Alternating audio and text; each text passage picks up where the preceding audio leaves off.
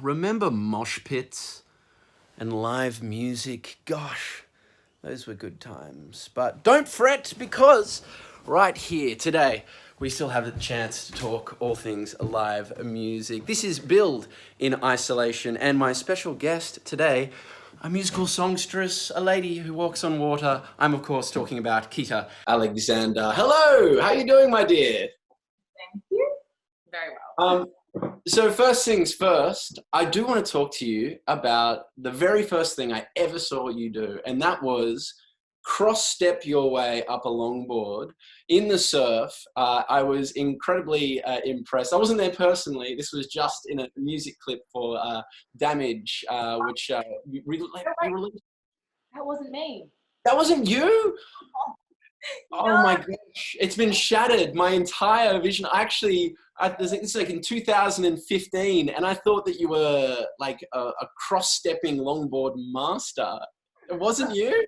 Not that good. I can do it a little bit. I'm all right. But no, that's Josie. She lives in Byron, and she's just a local girl that we asked to. Are you still surfing these days? Actually, to be honest, we haven't, because Byron's kind of like locked down a little more. So I haven't been. Okay. What is home life like at the moment with everything locked down? Are you getting a lot of just quality time, or are you pulling your hair out? No, it's been amazing, because like between Owen and I, we're always traveling. So he's loving this time at home. We're loving it. We're the closest we've ever been as a family, which, you know, the positives coming out of this crazy time is so beautiful. But home life is basically in the morning, we get up really early, go for a beach walk, get home, cruise, and then, yeah, if the boys get out of the house, I can get on the piano, or the guitar, so that's been fun. But it has been a little harder to find moments to play music, because we have quite a small house, so they're on top of each other. Can we have a peek? Can you turn the camera around? So dirty. I didn't know this was a thing. I can show you the view, but I'm gonna lift you up really high. Oh, see that? Spilt over some water. Yeah. It's all right. I'll leave that there for later. I literally can't show you the house. It's so bad. But this is the view, if you can see it. Let's see if we can. Oh, that's beautiful. It must be difficult being so close. You can see the beach, but I know. We you know, if we keep walking, we can do it. But yeah. It's you can only walk so much throughout the day. Of course. Now, you were referencing Owen, and for those people who have been living under a rock, of course, you'd be talking about your husband, Owen Wright, because this year you managed to get married just before the lockdown. How was that? Can you tell us about it? It was amazing. It was right before the floods. Floods? Or fires? Oh, I can't even. There was so much. There's been so much. There's a lot going. Well, we did have floods, we did have fires, and to top things off, we've got a pandemic. So we've had a few things. I think we got in just after the fires, so it wasn't too smoky, and just before the floods. So it was amazing. To be honest, I kind of forget that it was only like a couple months ago, but it was honestly the best day of my life. I know that sounds corny and well, I don't know, it's just generic, but it really was. It was the best day. Nothing went wrong. The only thing that went wrong was I forgot to eat cake. That was the only thing. You didn't eat the cake? I thought that's why people get married. Force feed each other. We forgot. I guess it would be a good time to talk about your new single, Against the Water. And if you don't mind me being too complimentary, I really do think it's such a beautiful song, which has almost become like an unofficial theme song for all water dwellers and for surfers.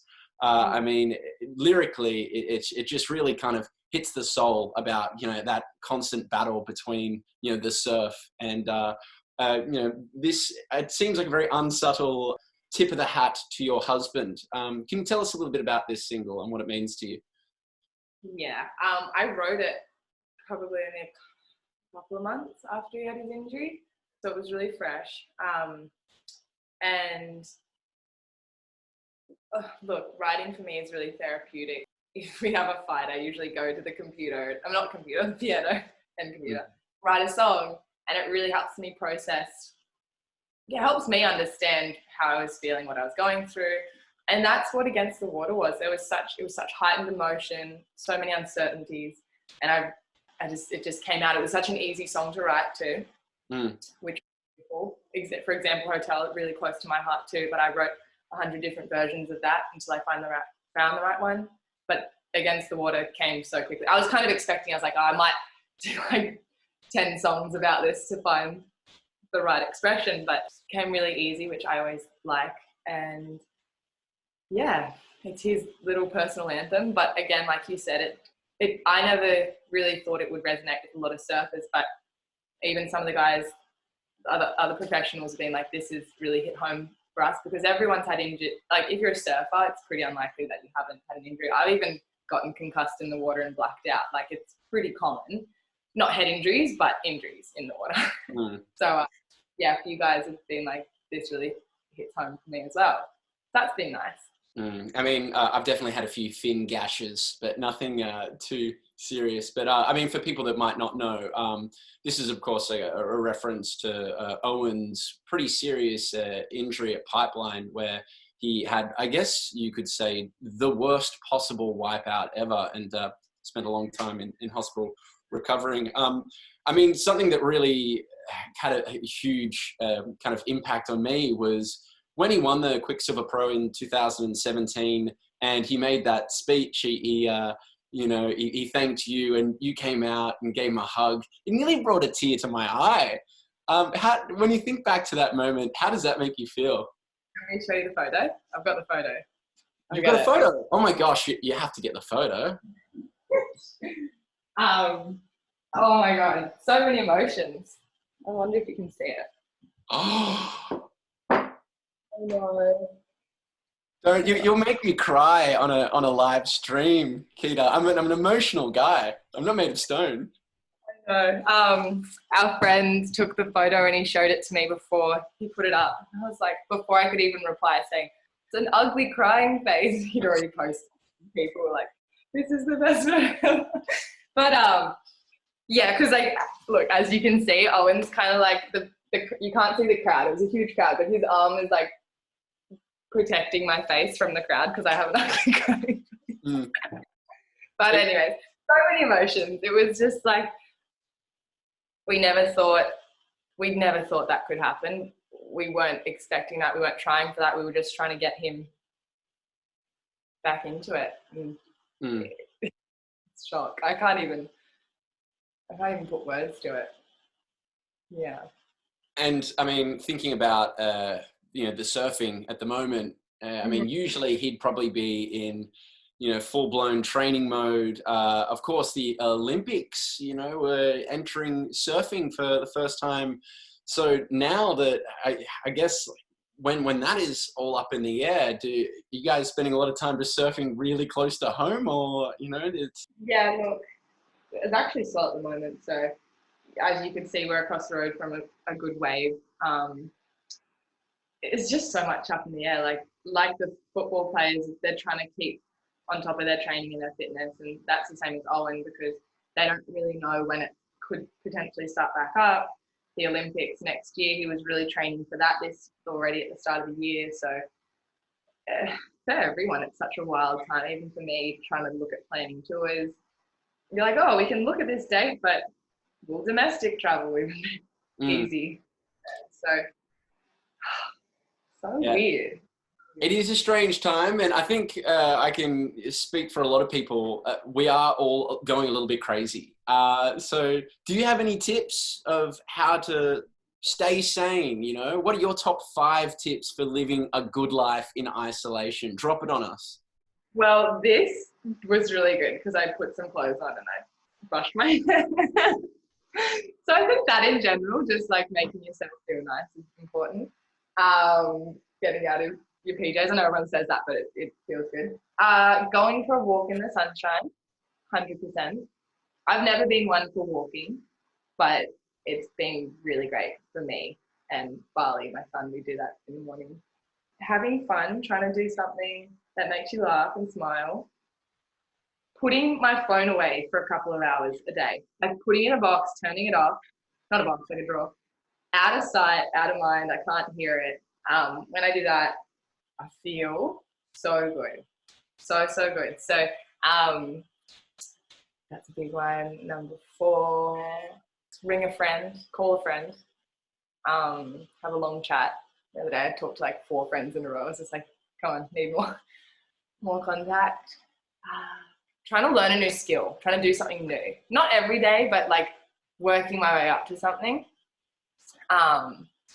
What's the skill that I haven't started, but I'm like researching, is just gardening. So I want to get into gardening more. What are you trying to grow? I'm looking into blueberries. Not that we're like permanent and I can really look after them, but I'm researching how to grow them. They need lots of sunlight and acidic soil, I think. I don't really know how to do that. So more Googling, maybe buying some fertilizers online. I mean, I guess that is one of the things. It's like a lot of people are Google teaching themselves new skills. Funnily enough, you did mention, that you're playing piano. Behind me is a piano. Trying to learn gradually, not well. So after this, if you can send me some tips, that would be fantastic. I'm really not great at piano. It's my preferred writing instrument, but I'm not great. It's one thing I always wish I stuck to. So how do we support artists during this time? What can be the most helpful thing for us to do for musicians like yourself who've got a great song out, but you can't go to the pub and play it for people? You can't play different festivals. What can we do to support people like you? First one, that's the cheapest one for everyone, is streaming music, buying it on iTunes. It's like $1.50, $2, whatever. That's the cheapest thing, but every time you listen to a song, that helps us. Buying merch, a little bit more expensive. If you've got the spare cash to do that, that's really helpful. But I understand everyone doesn't really have anywhere to go. So wearing these shirts out. Look, we're on the same boat, I believe, and asking people to buy merch is kind of hard because everyone else is struggling too. Like they might have lost their job, and it's like, how can I support those people that have lost their job? There's not really much I can do to help them. I feel kind of bad in a way asking to be like, hey, buy merch, but listening to music, I do believe is the best way to do it. Because this really is a great time for us to support one another. And in fact, I believe one of our other hosts just spoke to Cody Simpson today, and Cody Simpson and Miley Cyrus got a bunch of tacos and took them around and started feeding people, which is pretty cute. And I think that, during these dark times, there's often an opportunity to do things that are really positive. I mean, like you were just saying that, it's a great way to support artists by, buying their t-shirts, even though they can only wear them around the house, stream their music and just generally doing things like that. Which is interesting because when we look at your song, Hotel, that was a song that wasn't really pushed in a big way by the commercial radio stations, but it became this, I think it was double platinum because the amount it's been streamed on streaming services. Was that like a surprise for you with that success without being supported by commercial radio stations? The crazy thing was just a few mix-ups, but it never got added to Triple J, which that was really devastating for me because it's such a huge part of Australian culture in a way. And, Spotify was really supportive with it and adding it back to players. They really loved the song.